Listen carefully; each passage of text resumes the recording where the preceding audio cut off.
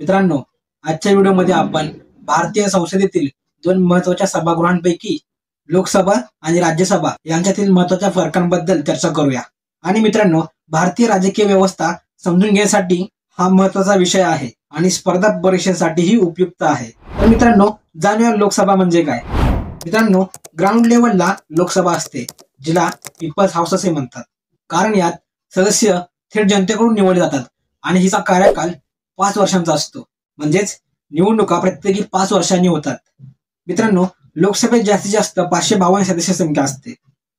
यातले 530 हे राज्याकडून निवडले जातात, तसेच 20 हे केंद्रशासित प्रदेशांकडून निवडले जातात। तसेच वरचे 2 सदस्य हे अँग्लो इंडियन समुदायातील असण्याची शक्यता असते, त्यांना राष्ट्रपती नियुक्त करतात। आणि मित्रांनो, लोकसभेचे अध्यक्ष हे स्पीकर असतात, म्हणजेच ते सभापती किंवा पीठासीन अधिकारी असतात, जे सभेचे नेतृत्व आणि चर्चा नियंत्रित करतात। तसेच मित्रांनो, लोकसभेत प्रमुख विधेयके म्हणजेच आर्थिक विधेयके सर्वात प्रथम सादर केली जातात।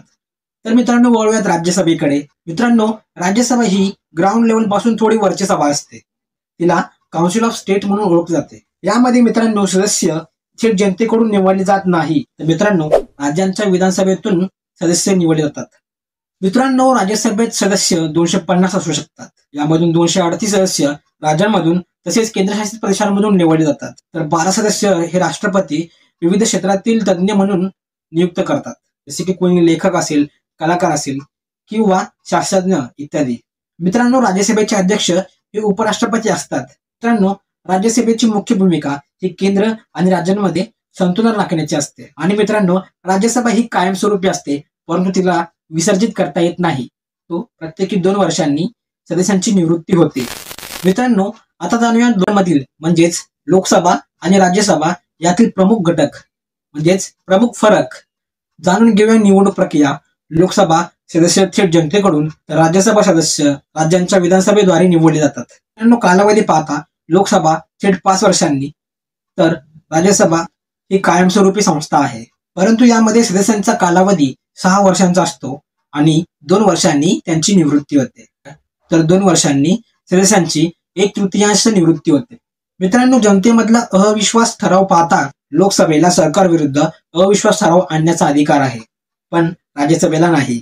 तसेच लोकसभेला सरकार स्थापन करण्याची व त्यावर प्रभाव टाकण्याची अधिक शक्ती असते आणि राज्यसभा अधिक तांत्रिक राज्यांशी संबंधित विधेयके तपासून निर्णय घेते।